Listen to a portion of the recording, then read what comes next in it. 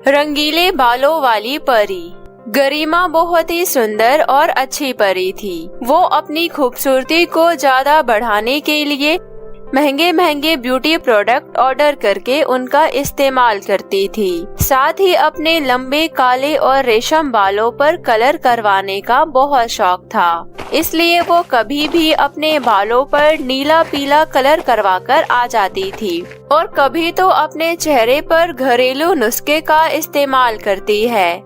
ऐसे ही एक दिन गरिमा अपने बालों में अलग अलग रंग के कलर करवाकर आ जाती है। कुछ समय बाद वो अपने दोस्तों से मिलने जाती है। उसे देखकर उनमें से एक बुलबुल परी बोलती है अरे तुम अपने बालों में कौन सा कलर करवा कर आ गई? पूरी खिचड़ी पकी हुई है बालों की।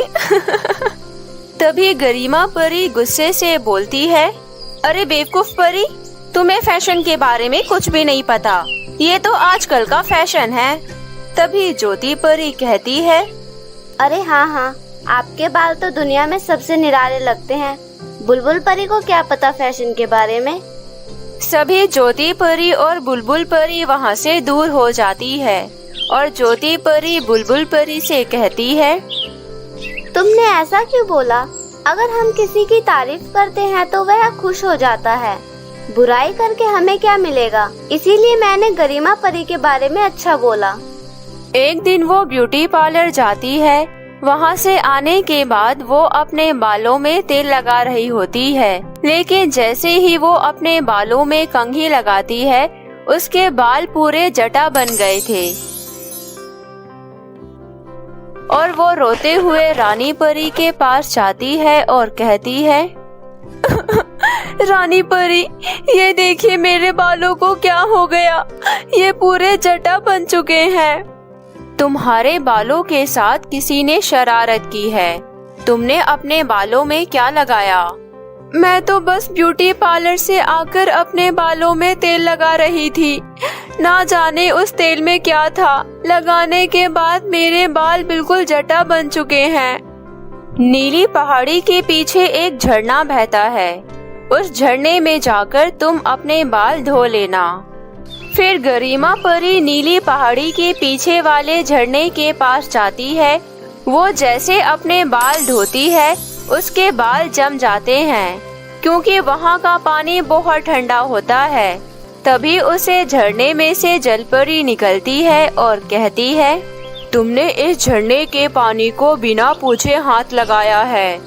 ये कोई मामूली झरना नहीं है। इस पानी को बिना इजाजत के कोई भी नहीं ले सकता है, क्योंकि इस पानी से बड़े बड़े भूत प्रेत भाग जाते हैं। जलपरी, मुझे माफ कर दीजिए। मेरे बाल जम चुके हैं। मेरे बाल में जटा बना हुआ था, इसलिए इसको ठीक करने के लिए मुझे थोड़ा सा जल दे दीजिए। तभी वो बर्फ टूटकर गिर जाता है और उसके बाल पहले से भी ज्यादा सुंदर लगते हैं और गरिमा परी वहाँ से थोड़ा जल लेकर चली जाती है। जब वो जंगल के रास्ते से जा रही होती है, तभी उसे एक भूत दिखाई देता है और वो बहुत डर जाती है। तभी उसे जलपरी की कही हुई बात याद आती है कि इस जल से भूत भाग जाते हैं और वो उस भूत के ऊपर जल छिड़क देती है। गरिमा परी बहुत थक जाती है तो वो एक पेड़ के नीचे जाकर बैठ जाती है। तभी उसको एक बूढ़े व्यक्ति की आवाज सुनाई देता है, मेरी कोई मदद करो, बचा लो मुझे। वो बहुत घबरा जाती है। वो चारों तरफ देखती है, लेकिन उसे कोई दिखाई नहीं देता। वो बोलती है, पता नहीं ये जंगल कैसा है, यहाँ पर भूतिया आवाजें आ रही है। फिर गरिमा परी देखती है कि एक बूढ़ा व्यक्ति लेटा हुआ है और वो अपनी कहानी बताता है। मैं दौलतपुर का राजकुमार हूँ। मैं शिकार करते करते इस जादुई जंगल में पहुँच गया। यहाँ की चुड़ैल मुझे श्राप देकर मिट्टी के अंदर दफन कर दिया। मैंने उससे बहुत माफी मांगी। इतनी माफी मांगने के बाद उस चुड़ैल ने कहा, तुम यहाँ पर 12 वर्ष तक जिंदा रहोगे। अगर तुम्हें कोई झरने का जल पिला देगा तब ये जमीन तुम्हें छोड़ देगा और तुम पहले की तरह राजकुमार बन जाओगे। ये सुनकर गरिमा परी उनके शरीर पर से घास और मिट्टी हटाती है और अपने हाथ में रखे हुए जल पिला देती है। तभी वो बूढ़ा नौजवान सुंदर राजकुमार के रूप में खड़ा हो जाता है और वो राजकुमार उसको शुक्रिया अदा करता है और गरिमा परी ये देखकर बहुत खुश हो जाती है और कहती है, इतना सुंदर राजकुमार इस भूतिया जंगल में, मुझे विश्वास नहीं हो रहा। और वो राजकुमार से कहती है, तुम कोई राक्षस तो नहीं हो?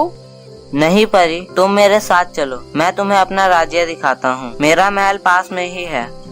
और गरिमा परी उसके साथ चली जाती है। कुछ दूर चलने के बाद उसे एक राजमहल दिखाई देता है। राजमहल के अंदर जाने के बाद राजकुमार के माता पिता उसे देखकर बहुत खुश होते हैं और उसकी माँ रोते हुए कहती है, मेरी आंखें तरस गई थी तुम्हें देखने के लिए। मेरे लाल, कहाँ चले गए थे तुम मुझे छोड़कर? फिर राजकुमार अपने माता पिता को सारी बातें बताता है और कहता है, ये परी मुझे जंगल से आजाद करवा कर लाई है और मैं चाहता हूँ कि ये परी हमारे घर की बहू बने।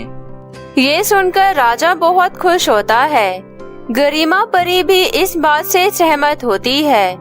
राजकुमार पूरे गांव में मिठाइयाँ बंटवाता है और वो सभी परियों को भी निमंत्रण देता है और सभी परियां वहां आकर गरिमा परी के गले मिलती है और उसे ढेर सारी बधाइयाँ देती है।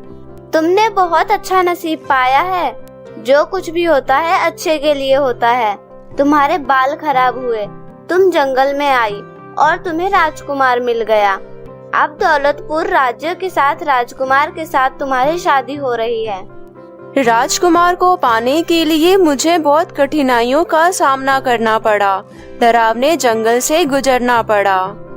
फिर कुछ समय बाद राजकुमार और गरिमा परी की शादी हो जाती है और वो दोनों हंसी खुशी रहने लगते हैं। तो मेरे प्यारे दोस्तों, इस कहानी से हमें ये सीख मिलती है कि हमारे पास जो चीज जितना है हमें उसी में संतुष्ट रहना चाहिए, क्योंकि ज्यादा चाह की इच्छा हमें मुसीबत में डाल सकती है, जिस तरह गरिमा परी को मुसीबत में डाल दी। तो मेरे प्यारे दोस्तों, कैसी लगी आपको ये कहानी, हमें कमेंट करके जरूर बताएं। और यदि कहानी पसंद आई हो तो हमारी कहानी को जरूर लाइक करें। और हाँ, अगर आप हमारे चैनल बेस्ट ड्रीम टीवी पर नए आए हैं तो हमारे चैनल बेस्ट ड्रीम टीवी को सब्सक्राइब करना ना भूलें। तो मिलते हैं फिर किसी नई कहानी के साथ। तब तक अपना ध्यान रखें। Bye bye.